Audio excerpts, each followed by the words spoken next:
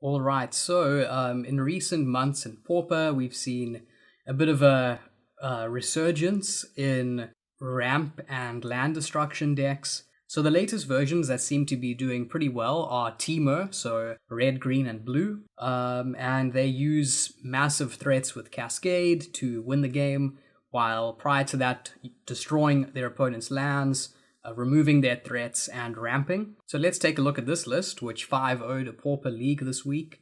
It's got 20 lands, nothing too crazy. So in terms of jewels, we have 1 Rimewood Falls, which is a snow land forest island, which can tap for green or blue. And then also the same thing is Highland Forest, which is the red-green version of that.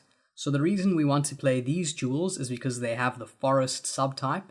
And our main land destruction effect is Imwan Vuli Acid Moss, 4 mana for a sorcery, destroy target land, search your library for a forest, and put it onto the battlefield tapped. So both land destruction and ramp, and in this deck it's even color fixing since we can tutor up our forest jewels.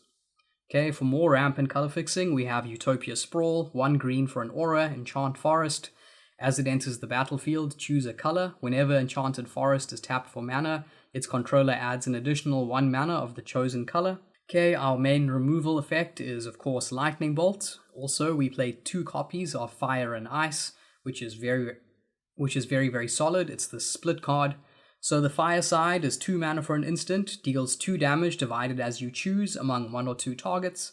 And then the Ice side is 2 mana for an instant, tap target permanent, draw a card. Okay, and then the rest of the deck is just creatures, which either provide us with value or are a massive threat, or both. So we have a full set of Sarulf's Packmate, 4 mana for a 3/3. When it enters the battlefield, draw a card, and then it has Foretell for 2. Then we have Muldrifter, which is one of the best blue cards that blue gives us access to here. So 5 mana for a 2/2 flying. When it enters the battlefield, draw 2 cards, and it has Evoke for 3. Okay, then we also have Llanowar Visionary, 3 mana for a 2/2. When it enters the battlefield, draw a card, and it has tap, add 1 green. Then we also have this new card from New Capenna, Jewel Thief, 3 mana for a 3/3, Vigilance Trample. When it enters the battlefield, create a treasure token. Then for ramp and comboing with our Utopia Sprawl, we have Arbor Elf, 1 green for a 1/1 with tap, untap target forest. And then finally at the top of our curve, we have Boarding Party, 6 mana for a 6/3 haste Cascade, and Annoyed Altasaur, 7 mana for a 6/5 reach trample Cascade.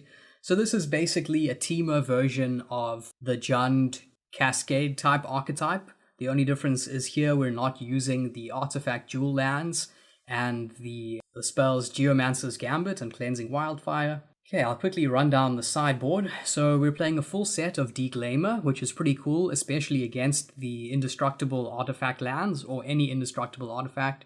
So it's 2 mana for an instant. It says choose target artifact or enchantment. Its owner shuffles it into his or her library. Then we have Weather the Storm, 2 mana for an instant, you gain 3 life. Storm, of course, against creature decks, we have Fiery Cannonade, 3 mana for an instant, deals 2 damage to each non-pirate creature.